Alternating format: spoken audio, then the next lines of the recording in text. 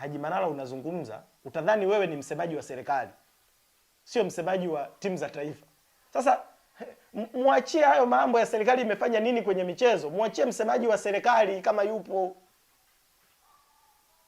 muachie huyo mtu ndo azungumze hayo mambo, na sisi wanasiasa tutamjibu. Sasa kama umemwacha wewe umejivika majukumu ya mtu mwingine unayasema, sisi tutakujibu.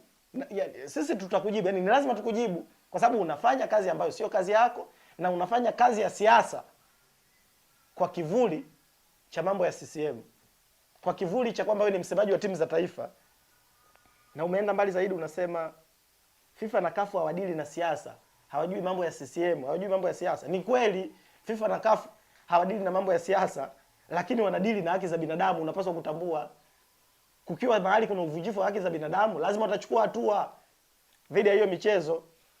Na unapaswa kuelewa kwamba uvunjifu wa haki za binadamu unaweza kuathiri hiyo michezo.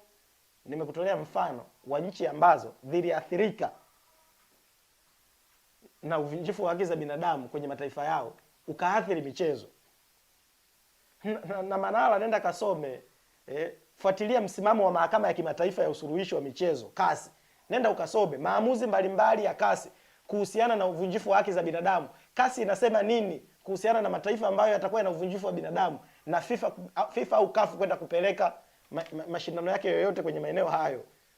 Kwa hiyo kuna muda mkiwa mnazungumza mambo yanayohusu michezo, msidhani kwamba wewe Haji Manara ndio unayejua kila kitu kuhusu michezo na mpira kwenye taifa hili. Wako Watanzania wengi wanafahamu mambo haya, wanayafuatilia na wanajua, kwa sababu mambo haya ni mambo yako kisheria, yako kiutaratibu. Na sisi wengine pia tunafuatilia, tunafahamu. Sasa huyu anayejiita msemaji wa timu za taifa anapaswa kuelewa hilo jambo. Lakini jambo lingine, kwanza mimi nashangaa, hivi mtu anayeitwa msemaji wa timu za taifa na wana michezo wote, wadau wa michezo kwenye taifa hili ni lazima wajue kwamba hivi ni nchi gani wamewahi kuwa na mtu anaitwa msemaji wa timu za taifa. Huu utaratibu wa kuwa na wasemaji wa michezo, msemaji wa timu za taifa, huu ni utaratibu umetokea wapi? Terms of reference za msemaji wa timu ya taifa, hivi kazi yake haswa ni nini? Anataka kusema nini? Anatakiwa kusema nini? Anatakiwa kuishia wapi ili tuachivu jambo gani? Ndio maana sasa tunakuwa na mtu anayejiita msemaji wa timu za taifa, anatumia cheo hicho kufanya siasa, kukisifia chama chake. Huu utamaduni wa wasemaji wa timu za taifa, na nitumie fursa hii kuambia wadau wa michezo mbalimbali, huu utamaduni wetu kwenye taifa letu wa kuwafanya watu wanaoitwa wasemaji, sio tu wa timu za taifa, wasemaji wa virabu, tunawaweka mbele. Siku hizi kwenye taifa letu tunawaweka wasemaji, yani wasemaji tunadhani ni taasisi au ni mtu muhimu sana kuliko hata wachezaji. Tumekuwa na taifa ambalo wasemaji wa virabu ni maarufu kuliko wachezaji, ni maarufu kuliko makocha. Hivi umewahi kumsikia Watanzania wanapenda mpira, wanafuatilia sana mpira wa Ulaya. Ukimuuliza shabiki wa Arsenal imekuwa ni mabingwa wa Uingereza msimu ulioisha, msemaji wa Arsenal ni nani? Msemaji wa Manchester ni nani? Msemaji wa Barcelona ni nani? Kuwa na msemaji bora halafu ukawa hujasajili wachezaji wazuri haitakusaidia chochote. Mimi ukiniambia kwa maoni yangu, naweza nikasema pengine msemaji wa Simba kwamba pengine ni msemaji bora kuliko wasemaji wote Tanzania, lakini ameisaidia nini Simba kwa miaka 5 iliyopita? Simba imekuwa bingwa wa Tanzania, ligi ya ndani. Simba imekuwa bingwa kwa vile ina msemaji mzuri. Kuwa na msemaji mzuri kama hatuna sera bora za michezo kwenye taifa letu haitasaidia yoyote chochote. Kuwa na msemaji mzuri kama hatuna sheria za hatuna sera bora za soka la vijana, kama hatujawekeza kwenye soka la vijana, hawa watu wanaoitwa wasemaji wataendelea kuwa ni propaganda tu kwenye taifa letu. Tupo kwenye taifa ambalo hatujawekeza kwenye sports academy, kwa sababu ili usaidie kusema kwamba imetolewa ndege, timu za taifa zimepandishwa ndege, kusema kuna goli la mama, hiyo haitasaidia chochote kwenye mpira wa taifa hili kama hatutafanya mabadiliko ya kisera na kimfumo kwenye mpira wa taifa hili. Mataifa yote yaliyoendelea kwenye mpira yamewekeza kwenye soka la vijana. Wewe unajiita msemaji wa timu za taifa, badala uzungumzie uwekezaji wa hiyo inayoitwa serikali kwenye michezo ni upi, au serikali imefanya nini jambo linalohusu mifumo na sera za michezo. Tunayo nchi ambayo imeshindwa hata kuwa na utaratibu bora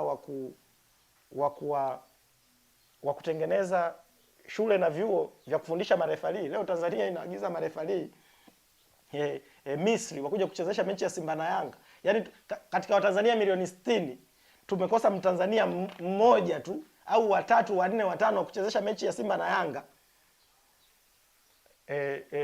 Tumeenda kuchukua refa Misri. Halafu sisi huku kwenye siasa tukisema hatutaki maridhiano, tunahitaji tuwe na neutral neutral person, neutral party, tuwe na mtu neutral aidha kutoka SADC au kutoka Umoja wa Mataifa aje ndo asimamie hayo maridhiano. Mnasema Watanzania tunajiweza, lakini kwenye marefali hamna hata Mtanzania mmoja anayeweza kuchezesha mechi ya Simba na Yanga. Mnalalamika kwamba wataionea timu nyingine. Sasa haya mambo haya ya kujificha kwenye vichaka vya vichaka vya wewe kuwa msemaji wa michezo, vichaka vya kujificha kwa wasemaji, huu ni uongo. Hatutaweza kulisaidia taifa kwenye michezo, na hatutaweza kulisaidia taifa kwa usalama wa nchi yetu. Hatutaweza kusaidia kwa kuwa na watu wa aina hii kama wakina Haji Manara, na watu hawa ndio watu ambao watasababisha. By the way, mtu ambaye anapaswa kupingwa, mtu anayepaswa kukemewa ni watu wa aina hii, kwa sababu wao wanataka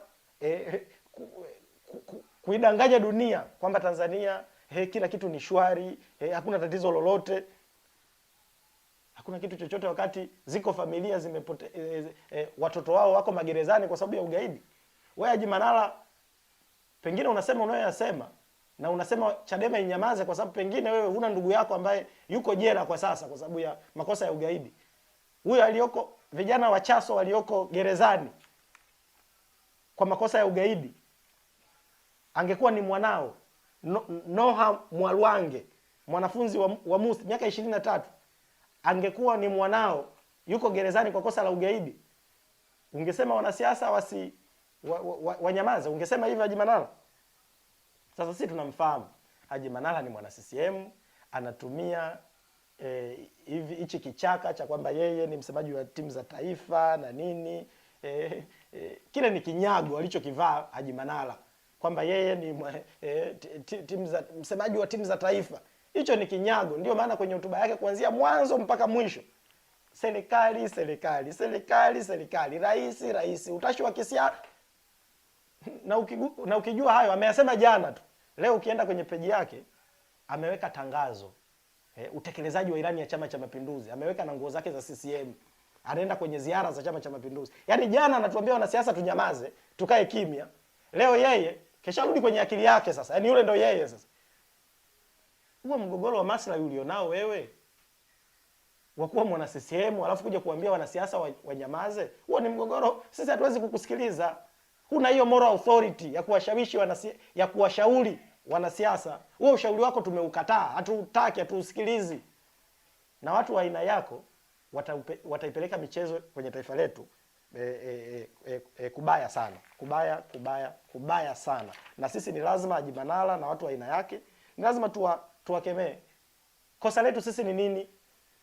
Kwamba kama eti wewe ni baba, una mtoto pale nyumbani kwako, ukasema mimi namuua mwanangu kwa sababu ni mwanangu namuua.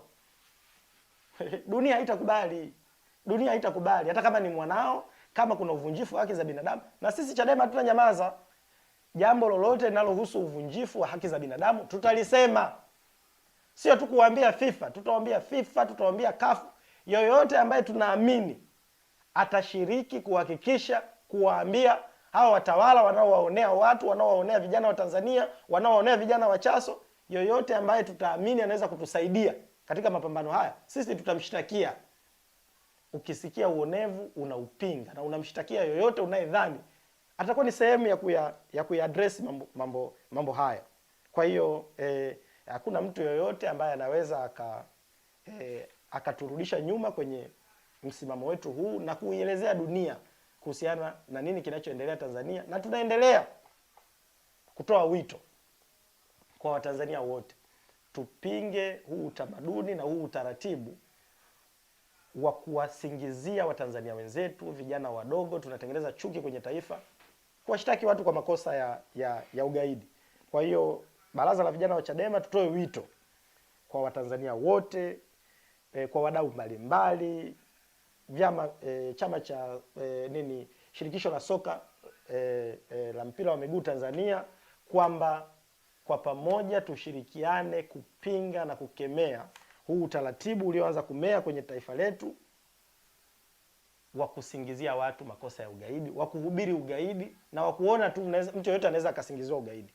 Na kwa maneno mengine, tunachokifanya Chadema, tunachokifanya wanasiasa ni kutaka kusaidia michezo, kwa sababu mambo haya ya kwamba Tanzania kuna ugaidi, hata kama Chadema tusiposema, hata tukinyamaza, FIFA wana namna yao, CAF wana namna yao kutafiti, kufanya tathmini na kuangalia nini kinaendelea. Kwa mtajidanganya mkidhani Chadema wakinyamaza FIFA na CAF hawataweza kuchukua hatua. Na watu aina ya Haji Manara wakituchokonoa watatukuta, tutawajibu na tutaelezea mambo haya. Hatutakubali propaganda zao waseme mambo haya wanayoyasema, alafu sisi tukanyamaza. Na mimi pia ni declare to interest. Watu kama wakina Haji Manara wasidhani wao ndio wanaojua soka kuliko mtu yoyote huku kwenye hii nchi. Mimi ni declare interest. Mimi ni mwanasheria, na miongoni mwa eneo ambalo linanipa ugali wangu ni pamoja na michezo. Mimi nafanya kazi na wachezaji mbalimbali, nasimamia mikataba yao kwenye taifa hili. Sasa ukianza kusema kuhusu michezo, yani wote sisi ni wadau wa michezo, wote tunapenda michezo. Mimi nimesomeshwa na mpira wa miguu, mimi ni mnufaika wa mpira wa miguu. Kwenye hili taifa ziko shule chache sana Tanzania ambazo zinawasomesha talent.